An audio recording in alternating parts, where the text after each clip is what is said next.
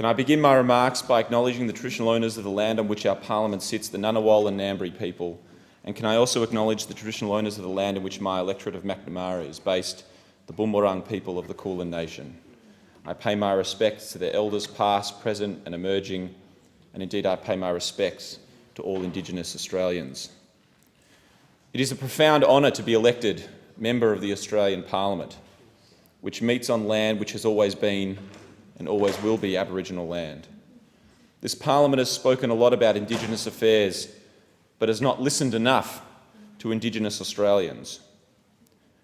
I want to particularly acknowledge the contributions that have been made since closing the gap statements and in this response by the Minister for Indigenous Australians, the member for Hasluck and the member for Barton. For the first time in our nation's history, we have an Indigenous Minister for Indigenous Australians and an Indigenous Shadow Minister for Indigenous Australians. It should not have taken until 2019 for that to become the case, but it is nevertheless a good thing. And I won't praise the current Prime Minister much in my time in this Parliament, but I commend him for appointing the member for Hasluck to be the Minister for Indigenous Australians. I hope he listens to the member for Hasluck more often when it comes to Indigenous policy. I also want to acknowledge in the other place the contributions that Senator Dodson and Senator McCarthy on our side have made in this Parliament, and Senator Lambie on the crossbench. One of the most meaningful events I attended during the past election campaign as a candidate was not held in my electorate. It was the 6th of December 2018, and I joined hundreds at Flagstaff Gardens to go on a very special march.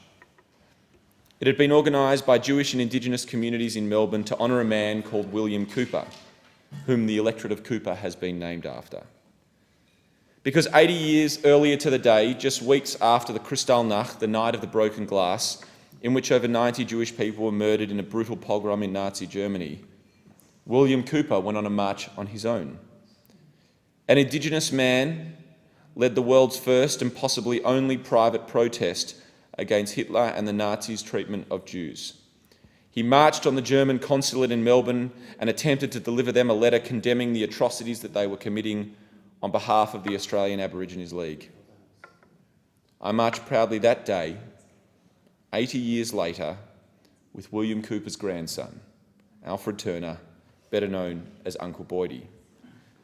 At a time when Australian Aboriginals didn't even have the right to vote in their own country, an Aboriginal man stood up for the Jewish people, including my grandmother, who had left Germany only a week earlier in the darkest hour. I am proud to be a Jewish Member of Parliament, and I stand here to restate that it is not only my desire to advance meaningful reconciliation as a Jewish Australian, but it is my duty. In the years since William Cooper March, Jewish and Indigenous Australians have continued to share a powerful and compelling connection throughout our nation's history. From Eddie Mabo's senior counsel, the late great human rights lawyer Ron Caston, to a man who has been co-chair of many of government's councils on Indigenous reforms, Mark Liebler AC, and I would also acknowledge the member for Barawa, who together with Senator Dodson co-chaired the Joint Select Committee on the Constitutional Recognition in this Parliament. A number of fine Jewish Australians have tried to fulfil this duty to repay William Cooper's courage and bravery in the pursuit of justice. A year before William Cooper marched on the German consulate for the Jewish people, he wrote a letter about the plight of his own people to the Prime Minister, Joe Lyons.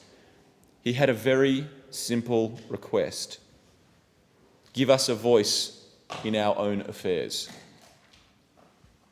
And 80 years after that letter that William Cooper wrote, the Uluru Statement from the Heart was delivered to the Prime Minister, Malcolm Turnbull, with much the same request.